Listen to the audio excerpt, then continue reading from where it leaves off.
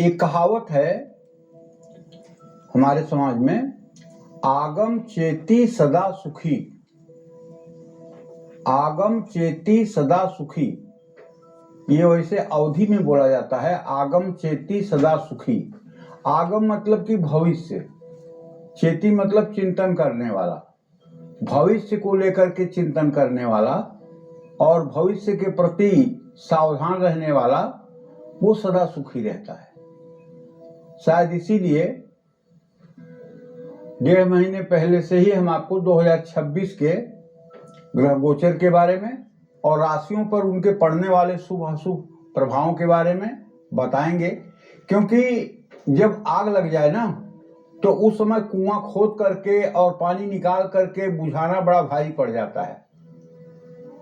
अगर आग लगने से पहले पानी स्टोर है तो आग कुछ बिगाड़ नहीं पाती है।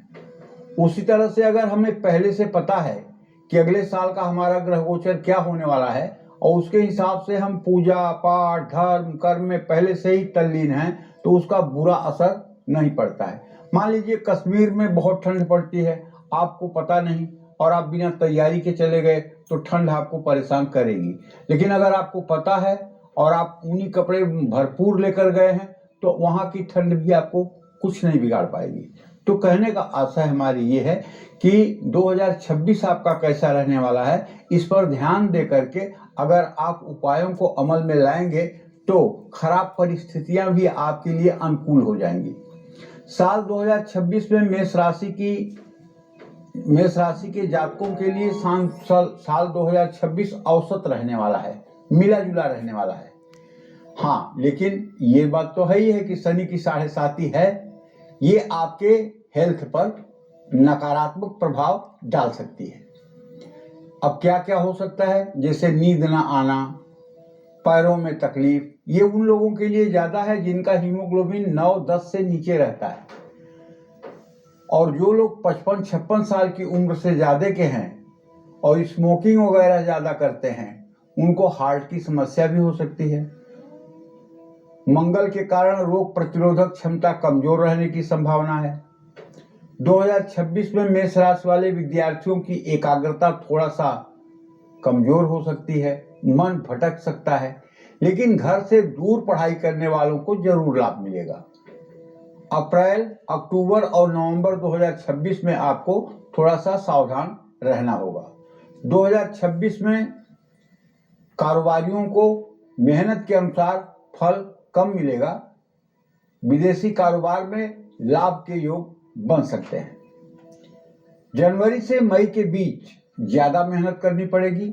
मई से अक्टूबर 2026 में कारोबार में लाभ मिलेगा। नवंबर और दिसंबर के महीने में सफलता के प्रबल योग हैं। 2026 में मेष राशि के नौकरी पेशा जातकों को मिले जुले परिणाम प्राप्त होंगे। मेहनत व्यर्थ नहीं जाएगी, बड़ा इंपॉर्टेंट बात यह है। अर्थात आपको मेहनत करना है, आलस्य से बचना है। इसके बावजूद भी सारी मनोकामनाएं पूरी न होने के कारण तनाव भी हो सकता है, इसकी भी संभावना है। परिस्थितियां आपकी परीक्षा लेती रहेंगी। 2026 में मेष राशि वालों को आर्थिक स्थिति मध्यम रहेगी। अचानक लाभ की संभावना कम है। मेहनत के अनुसार आमदनी बढ़ेगी। बचत थोड़ी सी सेविंग्स कम हो पाएगी। जून से अक्टूबर 2026 के बीच खर्चे बढ़ेंगे। दिसंबर में धन वृद्धि का योग है। 2026 अविवाहितों के लिए शुभ साबित हो सकता है।